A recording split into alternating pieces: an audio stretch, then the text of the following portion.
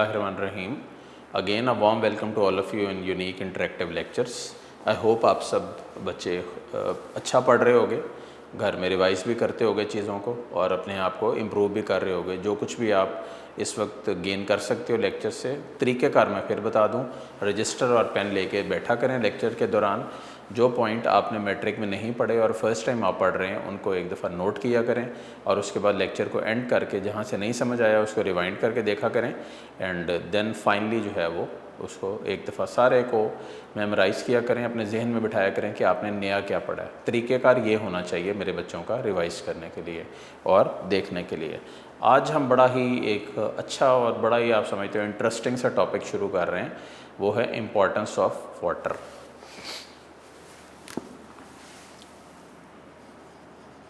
Importance of water, ये long question है board का और सवाल इसी तरह आ सकता है, give the importance of water in detail. Page 19 के ऊपर है। हम लोग इसको बड़े ही आराम से करेंगे और इसको जो है वो इसमें बहुत सारे MCQs भी हैं, वो भी बोर्ड के ऊपर मार्किंग करते जाएंगे। इसकी मैं आपको भी करवाऊंगा और साथ साथ आपने किताब में भी इसका ध्यान रखना। Will be very slow in this so that आप इसको लाइन बाय लाइन पढ़ सकें। हेडिंग्स वगैरह इसमें बनी हुई हैं, उसमें कुछ हम सब पॉइंट्स बनाएंगे। तो हम इसको अल्लाह का नाम लेके शुरू करते हैं। Water is the medium of life, ज़िंदगी का मीडियम है। इसके बगैर इंसान की ज़िंदगी का गुजारा नहीं है। हर चीज़ पानी पे डिपेंड करती है। पहला MCQ जो बोर्ड में बहुत इंपॉर्टेंट है और MCAT में बहुत ही ज़्यादा आता है, वो है water is the most abundant compound in the body of living organism. तो सबसे इम्पॉर्टेंट चीज़ तो ये बेटे हो गई, most abundant compound in the body of living organism and definitely तमाम ऑर्गेनिजम्स में कहीं पे और बहुत ज़्यादा रेशो में वाटर एग्जिस्ट करता है, कहीं पे कम एग्जिस्ट करता है थोड़ा। बहुत ज़्यादा की एग्जांपल देता हूँ। जेलीफिश का नाम सुना है? कराची के साहिलों पे पाई जाती है। जो बच्चे कभी कराची गए हैं तो उन्होंने देखा होगा। जेलीफिश में 90% से ज़्यादा पानी होता है और यही पानी इसी अंदाज में मौजूद भी रहता है और एग्जिस्ट भी करता है। तो एक तो ये हो गया। परसेंटेज देख लें मुख्तलिफ ऑर्गेनिज़म्स में, आपकी किताब के मुताबिक 65 से 89% वाटर होता है वेरियस ऑर्गेनिज़म्स में। यानी कि किसी में 65% है, किसी में 70 है, किसी में इससे ऊपर है, किसी में इससे नीचे है। ठीक हो गया, ये अगला MCQ हो गया आपका। नेक्स्ट अभी हम सिर्फ MCQs वाइज इसको देख रहे हैं और ये आप इंट्रो में लिख भी दीजिएगा। नेक्स्ट है कि ह्यूमन टिश्यूज़ में बोन सेल्स में कितने % वाटर होता है और ब्रेन सेल्स में कितने % होता है। बोन सेल्स में होता है 20% और बेटा ब्रेन सेल्स में होता है 89%। ठीक हो गया, तो 85%। तो ये बेटे आपके पास दो बड़े अच्छे MCQs भी आ गए कि बोन सेल में कितना वाटर है और ब्रेन सेल में कितना है। तो अब ज़रा नॉलेज भी बढ़ाओ ना आपकी। ब्रेन क्या है? इंसान सोचता है कि ब्रेन में इतना कम क्यों होता है, ब्रेन में इतना ज़्यादा क्यों होता है। तो ब्रेन बेसिकली एक सुपर कंप्यूटर है जो खोखला होता है। इसके बाहर आपको पता है क्रेनियम का कवर होता है और अंदर इसके ब्रेन में कैविटीज़ होती हैं। उन कैविटीज़ में बह रहा होता है या आप समझ लो फ्लो कर रहा होता है CSF, सेरिब्रोस्पाइनल फ्लूइड। ये बेटे जो CSF है ना, सेरिब्रोस्पाइनल फ्लूइड, ये प्रोटेक्टिव भी होता है और शॉक एब्जॉर्बर भी होता है। इसका मतलब शॉक को एब्जॉर्ब भी करता है और प्रोटेक्शन भी दे रहा होता है। तो ये दोनों ही बातें ज़हन में रखिएगा, ये प्रोटेक्टिव भी है और क्या है, शॉक एब्जॉर्बर भी है। ठीक है, तो ये हो गया। तमाम रिएक्शंस जो बॉडी में हो रहे हैं, ऑल रिएक्शंस, तमाम रिएक्शंस जो बॉडी में हो रहे हैं उनके लिए वाटर इसेंशियल है। इसका मतलब ये कि पानी के बगैर वो रिएक्शंस नहीं हो सकते। तो मेरे बच्चों ने ये भी इसको साथ ही तैयार करना है। ठीक है, इसके बाद नेक्स्ट पॉइंट बड़ा अच्छा है इसमें, it can take part in many biochemical reactions such as hydrolysis of macromolecule. Macromolecule के ब्रेकडाउन में भी वाटर की इन्वॉल्वमेंट मौजूद है। तो इसका मतलब ये है कि वाटर यहाँ पे भी इन्वॉल्व होता है और मौजूद भी इसी अंदाज में रहता है। ठीक हो गया। नेक्स्ट है बेटे, it is used as a raw material in photosynthesis. Photosynthesis में क्या है, ये रॉ मटेरियल के तौर पे यूज़ होता है। रॉ मटेरियल क्या होता है? खाम माल। अब what is that raw material? देखें, CO2 और वाटर जब भी आपस में मिलते हैं तो they will make glucose to be on the easier side आप सबके लिए। तो इसका मतलब ये हुआ, ये देखिए यहाँ पे वाटर एडअप हो रहा है और अल्टीमेटली ग्लूकोज बन रहा है, जिसको C6H12O6 बोलते हैं। और इसके साथ क्या होता है बेटे, ऑक्सीजन भी रिलीज़ हो जाती है जो इवॉल्व हो जाती है इन्वायरमेंट के अंदर। ठीक हो गया। अच्छा, अब आ जाएं सॉल्वेंट प्रॉपर्टीज़ के ऊपर। सॉल्वेंट प्रॉपर्टीज़ एक बहुत ही इंपॉर्टेंट टॉपिक है, इसको हम एक एक करके टेकअप करते हैं।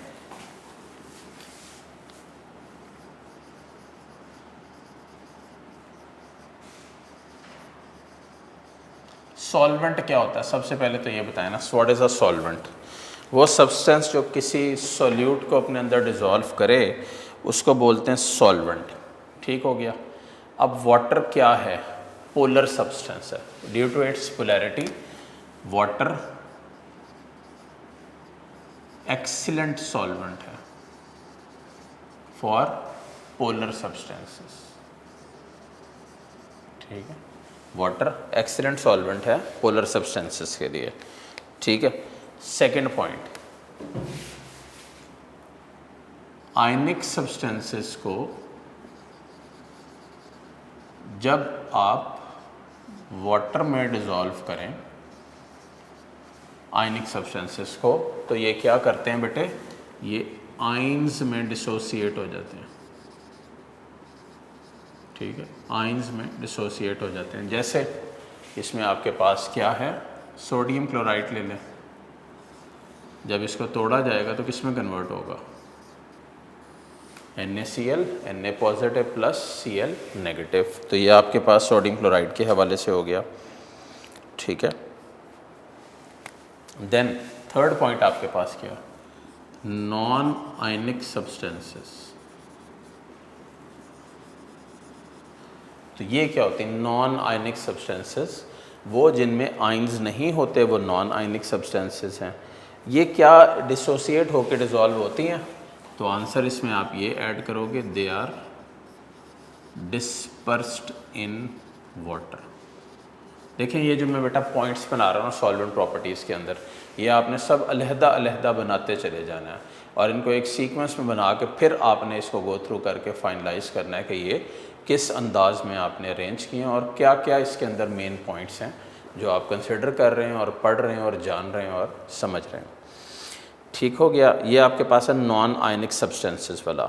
देन हम इसी पेज को फॉलो करते हुए पेज 19 के ऊपर ही नेक्स्ट पॉइंट के ऊपर चले जाएंगे। When in solution ions and molecules move randomly and are in a more favourable state, ठीक है, to react with other molecules and ions. तो सॉल्यूशन के अंदर जो है वो आयंस और इस तरह की चीज़ें, अदर सब्सटेंसेस कि जो अगर आप डिज़ोल्विंग देखो तो वो बेस्ट डिज़ोल्विंग होगी किसमें? सॉल्यूशन के अंदर, और वो सॉल्यूशन की फॉर्म में ही यहाँ पे एग्जिस्ट करते हैं और इम्प्रूव करते रहते हैं।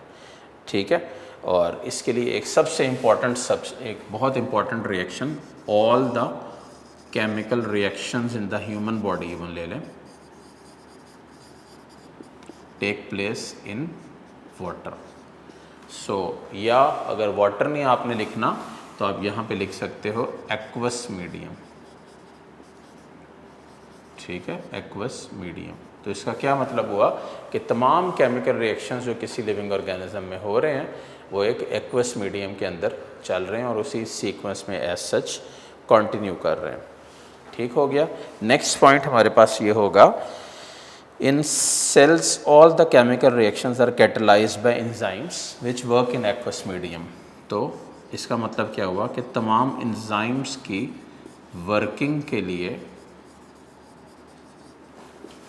एक्वस मीडियम बहुत ज़रूरी है और एंजाइम्स एक्वस मीडियम के बगैर कोई भी वर्किंग नहीं कर सकते।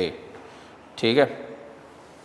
Then non polar organic molecules, ठीक है बेटे, नॉन पोलर ऑर्गेनिक मॉलिक्यूल्स जैसे फैट्स हैं। क्या फैट्स वाटर में इनसॉल्युबल होते हैं या इनसॉल्युबल होते हैं? तो answer is they are water insoluble. और मैंने भी थोड़ी देर पहले आपको ये बताया था पिछले टॉपिक में कि जो चीज़ें वाटर इनसॉल्युबल होती हैं उनका सबसे बड़ा फ़ायदा क्या है, ये सेल मेम्ब्रेन को मेंटेन रखती हैं। सेल मेम्ब्रेन मेंटेन्ड, ठीक है। इसका मतलब ये कि सेल मेम्ब्रेन की शक्ल को ये मेंटेन करती हैं और फिर एज सच इसी वे में एग्जिस्ट करती हैं और यहाँ पे मौजूद भी रहती हैं। और सेल है क्या? सेल, जब आप सोचते हो सेल क्या है तो आप कहते हो cell is the structural and functional unit of life, जो आप बचपन से पढ़ते आए हो।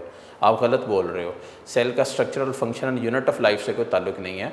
आप जब भी सेल के ऊपर आओगे तो आप सीधी ये बात करोगे कि cell is a confined isolated compartment in which various organelles और सब सेलुलर स्ट्रक्चर्स आर प्रेजेंट। ये है सेल की डेफिनेशन जो आपको आनी चाहिए और जो आपको 100% बेटे क्लियर होनी चाहिए।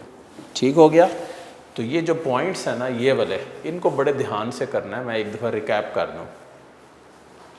सबसे पहले पोलर सब्सटेंसेस के लिए तो बिल्कुल ओके, वाटर एक्सीलेंट सॉल्वेंट है। नंबर 2, आयनिक सब्सटेंसेस में जब वाटर डिज़ोल्व करता है और आयंस को डिसोसिएट करता है तो तभी वो आयंस यहाँ पे मौजूद होते हैं। जैसे सोडियम क्लोराइड की एग्जांपल ले लें। नमक को जैसे ही आप मेरे बेटे पानी में डिज़ोल्व करते हैं, आयंस में डिसोसिएट हो जाता है और फिर उसी फॉर्म में मुख्तलिफ रिएक्शंस को कैरी आउट करता है। देन आपके पास है non ionic substances. Non ionic substances क्या होती हैं? पानी में डिस्पर्स हो जाती हैं, डिज़ोल्व नहीं होती। इसका मतलब डिस्पर्स होने से क्या मुराद होता है? डिस्पर्शन क्या होता है? सस्पेंशन का भी नाम सुना है? जो दवाइयों की बोतलें होती हैं उनके ऊपर लिखा होता है सस्पेंशन और नीचे लिखा होता है शेक वेल बिफोर यूज़। जो सिरप्स होते हैं, इसका क्या मतलब है कि वो भी, उनमें भी जो सब्सटेंसेस होती हैं वो डिस्पर्स हुई होती हैं, डिज़ोल्व नहीं हुई होती हैं। और जब आप उनको शेक वेल करते हैं तो फिर वो ठीक हो जाती हैं, मतलब हल हो जाती हैं। और आयंस या सब्सटेंसेस जो हैं वो सोल्यूशन की फॉर्म में एग्जिस्ट करती हैं। तमाम केमिकल रिएक्शंस वाटर या एक्वस मीडियम की फॉर्म में एग्जिस्ट करते हैं। एंजाइम्स की वर्किंग के लिए एक्वस मीडियम यानी कि पानी बहुत ज़रूरी है। अगर एंजाइम को आप सॉलिड फॉर्म में लेके यहाँ पे सॉलिड इन्वायरमेंट में रख दो, यानी कि विदाउट वाटर, तो एंजाइम तो बिल्कुल भी एक्ट नहीं करेगा। ये भी क्लियर होना चाहिए आपको। इसी तरह नॉन पोलर ऑर्गेनिक मॉलिक्यूल, बहुत इंपॉर्टेंट पॉइंट, जैसे फैट्स हैं, ये वाटर इनसॉल्युबल होते हैं और इसीलिए ये सेल मेम्ब्रेन को मेंटेन करने के लिए यहाँ पे इस्तेमाल भी होते हैं और इनका रोल भी होता है। नेक्स्ट पॉइंट हम इसमें बेटे टेकअप करेंगे, हीट कैपेसिटी। फिज़िक्स में मेरा ख्याल है मैट्रिक में आपने एक चैप्टर पढ़ा था हीट का, उसमें एक वर्ड था हीट कैपेसिटी। सॉल्वेंट प्रॉपर्टीज़ वाले पॉइंट्स, सारे पॉइंट्स इसी तरह लिखने हैं बुलेट्स में जब भी आपको टॉपिक बोर्ड में आ जाए। अगर ये आ जाए बोर्ड में तो बहुत अच्छा है, अदरवाइज़ ये सब MCQs हैं। बोर्ड पॉइंट ऑफ व्यू से भी और MCAT पॉइंट ऑफ व्यू से भी इनको गौर से आपने अपने रजिस्टर्स में उतार के फिर तैयार करना है। अच्छा, अब हम बढ़ते हैं हीट कैपेसिटी की तरफ। सबसे पहले तो मेरे बच्चों को रिकॉल होना चाहिए कि हीट कैपेसिटी होता क्या है। The number of calories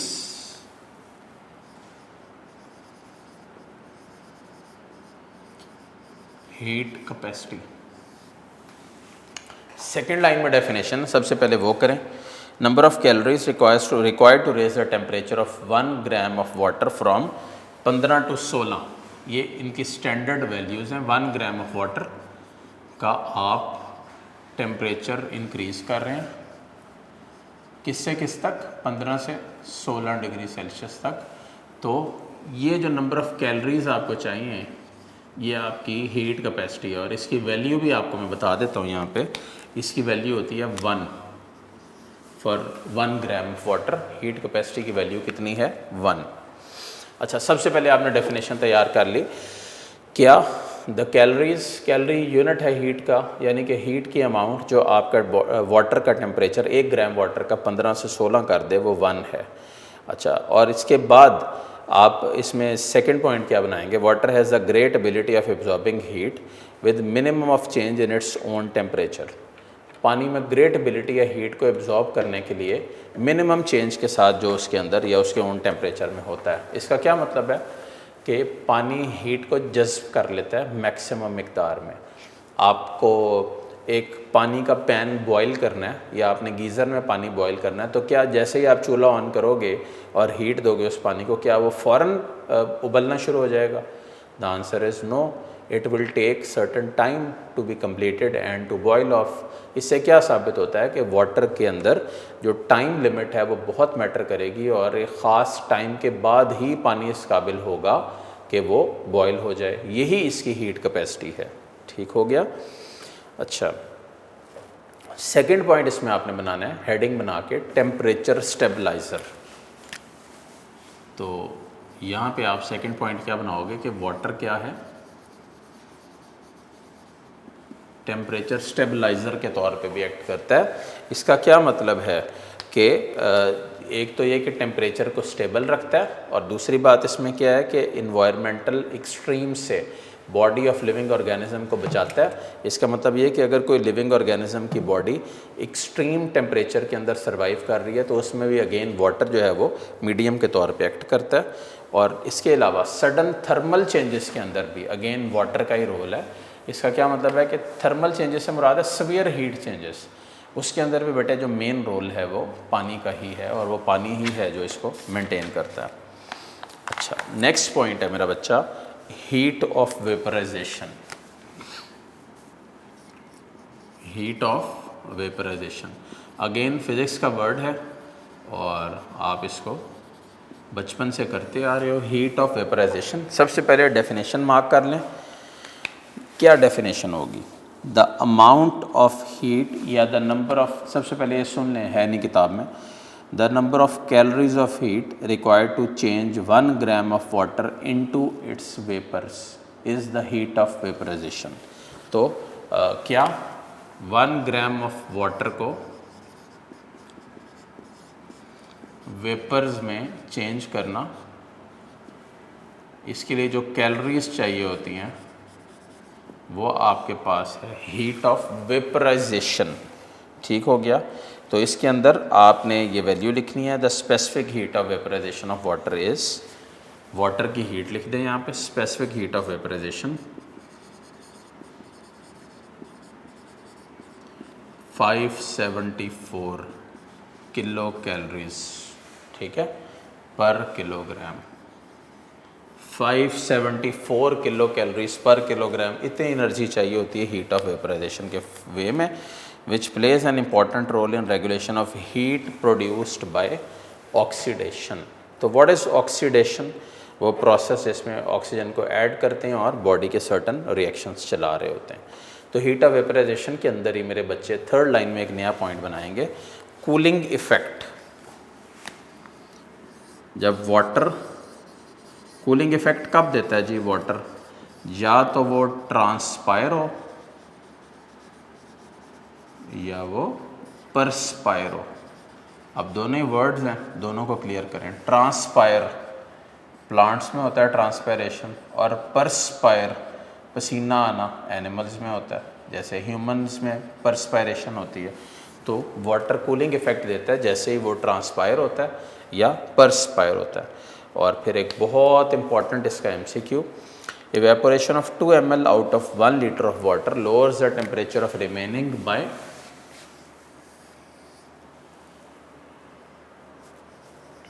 1000 ml water है आपके पास, 2 ml इवेपोरेट हो गया, ठीक है, तो बाकी कितना बच गया? 998 ml वाटर है। तो इसका टेम्परेचर कितना कम हो रहा है? Decrease by 1 degree Celsius.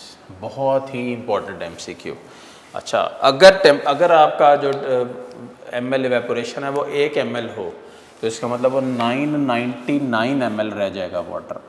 उसके ऊपर जब आप ये बेटा डील करोगे तो टेम्परेचर लॉस कितना होगा? 0.5 डिग्री सेल्सियस। MCQ इस अंदाज में भी आ जाता है। तो मेरे बच्चों को इसको बहुत क्लियरली जान लेना चाहिए कि अगर तो वैल्यू यही हुई, the evaporation of 2 ml out of 1 litre of water lowers the temperature of remaining by how many degree Celsius, तो आंसर होगा 1 डिग्री सेल्सियस। लेकिन अगर 1 ml इवेपोरेट हो रहा हो तो फिर आंसर क्या होगा? 0.5 डिग्री सेल्सियस। तो ये बहुत अच्छा MCQ है। ठीक हो गया? नाउ नेक्स्ट हेडिंग हमारे पास होगी इसमें आयोनाइजेशन ऑफ वाटर।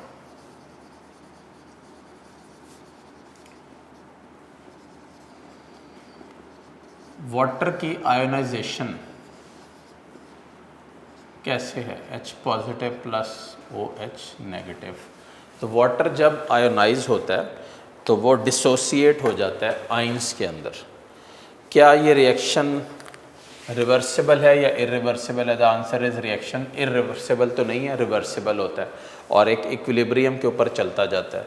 यहाँ पे एक टेम्परेचर भी दिया हुआ बेटे, टेम्परेचर दिया हुआ 25 डिग्री सेल्सियस। ये क्यों 25 ही क्यों, 27 क्यों नहीं, 30 क्यों नहीं? तो आंसर है ये स्टैंडर्ड टेम्परेचर है जिसके ऊपर एक बॉडी का रिएक्शन, मतलब एक वाटर बॉडी जो है वो डिसोसिएट हो रही होती है, और ये स्टैंडर्ड टेम्परेचर के तौर पे रूम टेम्परेचर काउंट करते हैं इसको। ठीक हो गया। फिर यहाँ पे मेरे बच्चों ने एक वैल्यू पढ़ी होगी pH प्लस POH वाली, रिकॉल करें। pH क्या होता है? माइनस लॉग H पॉजिटिव, और POH क्या होता है? Minus log OH negative. ऐसे ही पढ़ा है ना। तो pH क्या है? The concentration of hydrogen ions, और POH क्या? Hydroxyl ions.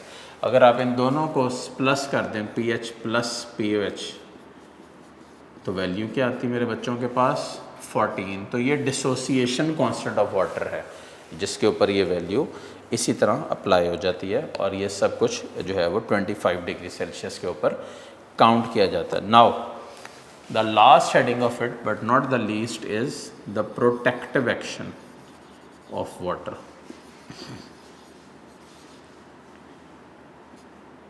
प्रोटेक्टिव एक्शन क्या होता है? यानी कि वाटर प्रोटेक्शन के तौर पे एक्ट करता है, तो वो कैसे प्रोटेक्टिव वे में एक्ट करता है और वो क्या प्रोटेक्शन देता है? एक वाटर प्रोटेक्टिव है अगेंस्ट डैमेज फ्रॉम फ्रिक्शन।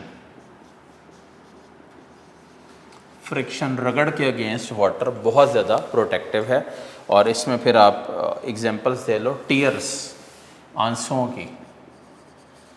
ये रबिंग ऑफ आईलिड्स, जब आप रो रहे होते हो तो आप आंखों को मलते हो, तो उस वक्त रबिंग ऑफ आईलिड्स से इरिटेशन और रैशेस कॉज हो सकते हैं। तो आंसू उस इरिटेशन से बचाते हैं। और आंसू like all the other body fluids salty होते हैं। इसका मतलब ये भी होता है कि आपकी बॉडी में सॉल्ट का कंटेंट ठीक ठाक है जो एग्जिस्ट कर रहा है। ठीक हो गया।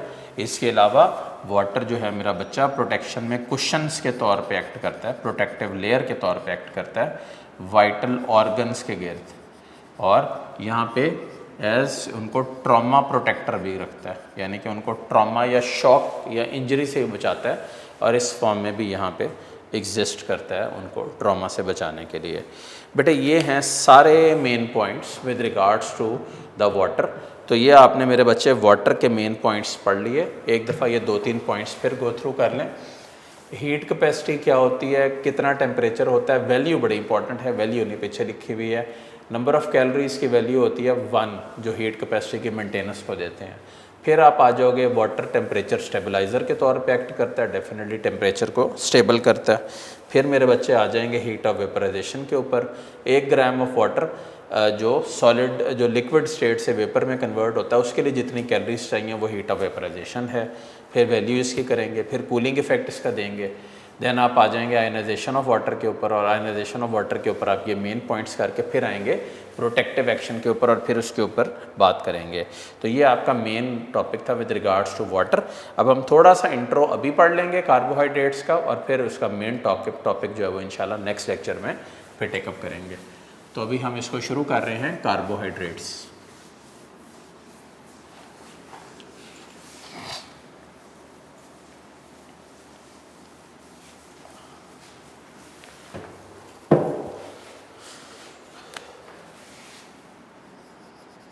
कार्बोहाइड्रेट्स या कार्ब्स, कॉमनली जो कहा जाता है कार्ब्स कहा जाता है। ठीक है, कुछ पॉइंट्स जहन में लाइए, कुछ इंट्रो इसके पढ़िए मेरे साथ, कुछ इसको थोड़ा सा जहन में लाने की कोशिश कीजिए। They are abundant organic compounds. तो पहला तो पॉइंट ये हो गया कि they are abundant in the living cells. ठीक हो गया, एबंडेंटली एग्जिस्ट करते हैं। नंबर 2, सेकंड है they are found in all the organisms plus all parts of cell। ठीक है, तमाम सेल के पार्ट्स के अंदर भी एग्जिस्ट करते हैं। ठीक हो गया, ये 2 हो गए। Cellulose of wood, cotton, paper, starches जो सीरियल्स में होते हैं, root tubers, cane sugar, milk sugar, ये सब एग्जाम्पल्स हैं कार्बोहाइड्रेट्स की। हम जो कॉमन खाते हैं, रोटी खाते हैं, हम जो सब्ज़ी खाते हैं, हम जो फ्रूट खाते हैं, उसकी बुनियाद भी कार्बोहाइड्रेट्स है। वही इसके मेन आप समझ लो कि बुनियादी कंपोनेंट होता है जिस फॉर्म में वो एग्जिस्ट करता है। अच्छा, नेक्स्ट पॉइंट क्या होगा कि कार्बोहाइड्रेट्स के 2 मेन और भी रोल हैं। इसके अलावा ये स्ट्रक्चरल कंपोनेंट भी हैं। इसका मतलब ये कि स्ट्रक्चरल वे में भी एग्जिस्ट करते हैं। देन इनके बेटे फंक्शनल कंपोनेंट भी हैं। इसका मतलब ये कि बॉडी में मुख्तलिफ फंक्शंस भी परफॉर्म कर रहे हैं। देन इसके अलावा जो कार्बोहाइड्रेट्स हैं वो एनर्जी सोर्स भी हैं। एनर्जी सोर्स क्या मतलब? एनर्जी सोर्स 1 ग्राम को 4 किलो कैलोरीज ऑफ एनर्जी की मदद से आप तोड़ भी सकते हो, रिलीज़ भी करवा सकते हो। ठीक हो गया, ये हो गया। इसके अलावा मेन सोर्स ऑफ एनर्जी भी हो गए। इसके अलावा जी सेलुलोज आपको पता ही है, नाम सुना, ये पॉलीसेकेराइड है, ये सेल वॉल बनाता है प्लांट्स की। इसके अलावा फंगस की जो सेल वॉल है वो बनाता है काइटिन, अगेन वो भी पॉलीसेकेराइड है। तो कहने का मतलब ये है कि ये इसके चंद मेन आपकी नॉलेज के लिए इंट्रोडक्टरी पॉइंट्स। कार्बोहाइड्रेट का वर्ड मीनिंग बड़ा पूछा जाता है। वर्ड मीनिंग मल्टीपल जगहों पे मुख्तलिफ अंदाज में लिखा हुआ है। जैसे एक कॉमन वर्ड मीनिंग में ये पॉइंट लिखा हुआ है कि कार्बोहाइड्रेट्स को हाइड्रेटेड कार्बन्स बोलते हैं। ठीक है, हाइड्रेटेड कार्बन्स। अब ये क्या होता है आगे चल के इसको पढ़ते जाएंगे और देखते जाएंगे।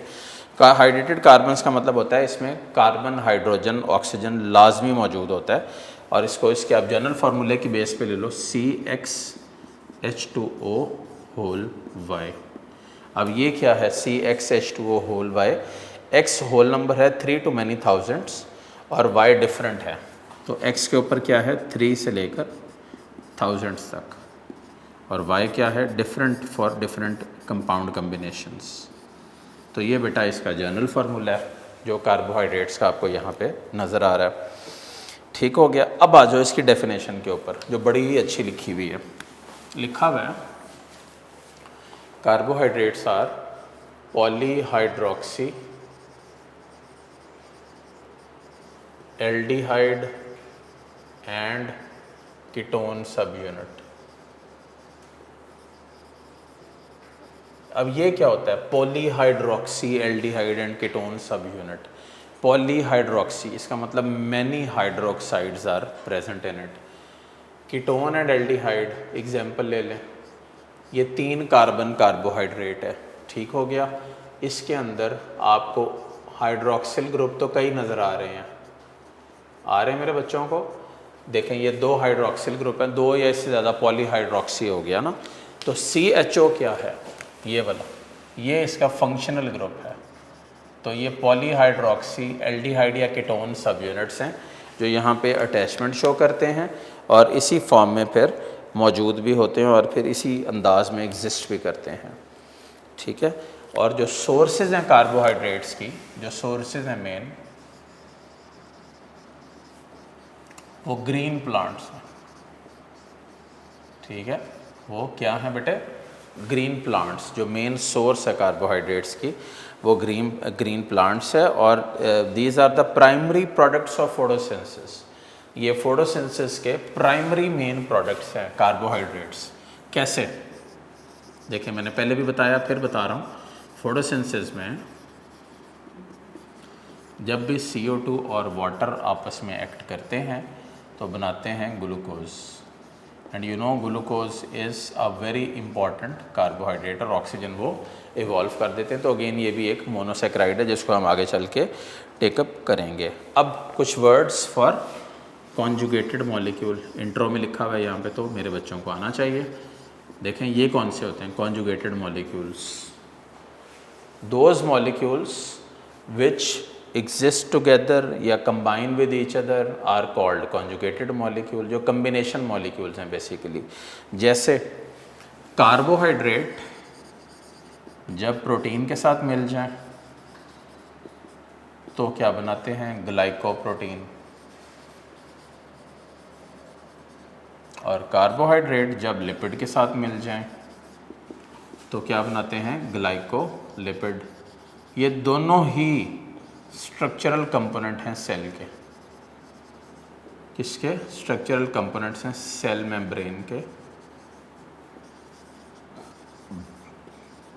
इसका मतलब सेल मेम्ब्रेन में कॉन्जुगेटेड मॉलिक्यूल्स एग्जिस्ट कर रहे हैं। और इसके अलावा ये extra cellular matrix of animal और बैक्टीरियल सेल में भी इसी तरह एज इट इज़ एग्जिस्ट करते हैं और इसी फॉर्म में मौजूद होते हैं। तो सबसे पहले डेफिनेशन इसमें ज़रा समझने वाली है, वो एक दफ़ा मैं रिपीट कर दूं। Polyhydroxy aldehyde and ketone sub unit. Aldehyde unit क्या होता है? एल्डिहाइड होता है carbon double bond O HCHO। और कीटोन क्या होता है? Carbon double bond O R इधर और R इधर। और R क्या? अल्काइल ग्रुप है जिसको आप सब्सटीट्यूट कर सकते हो। तो ये पॉलीहाइड्रोक्सी एल्डिहाइड और कीटोन सब यूनिट का क्या मतलब हुआ कि कार्बोहाइड्रेट में या तो एल्डिहाइडिक ग्रुप होता है या कीटोनिक ग्रुप होता है, इसके अलावा कोई और यहाँ पे ना मौजूद होता है, ना किसी और की एज सच ज़रूरत होती है। तो ये मेरे बच्चों इंट्रो है जो पेज 20 के ऊपर दी हुई है कार्बोहाइड्रेट्स की। असल में इस इंट्रो में कोई लॉन्ग क्वेश्चन तो नहीं है, लेकिन ये बेसिकली शॉर्ट क्वेश्चन वाइज है। नेक्स्ट लेक्चर में जब हम इसको शुरू करते हैं कार्बोहाइड्रेट्स के मोनोसेक्राइड्स वाले टॉपिक को, तो हम इसको एक दफ़ा फिर रिव्यू करके फिर इंशाल्लाह इसको टेकअप करेंगे आगे और मोनोसेक्राइड्स पढ़ेंगे इंशाल्लाह नेक्स्ट लेक्चर में।